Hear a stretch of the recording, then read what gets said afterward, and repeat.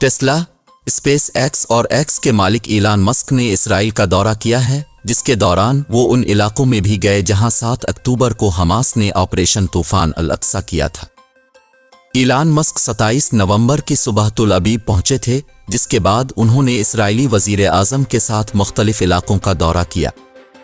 ایلان مسک نے یہ دورہ اس وقت کیا ہے جب ان پر ایک ایسی پوسٹ پر ریپلائی کرنے پر شدید تنقید کی جا رہی ہے جسے اسرائیلی حلقوں نے اسرائیل مخالف قرار دیا تھا۔ اس کے بعد مختلف کمپنیوں نے ایکس کے لیے اشتہارات کو بھی روک دیا تھا۔ دورے کے دوران ایلان مسک نے اسرائیل کی حمایت کا اعلان بھی کیا۔ ایلان مسک کے دورے کے موقع پر اسرائیل کی جانب سے ان کے ساتھ ایک معاہدہ کرنے کا اعلان بھی کیا گیا۔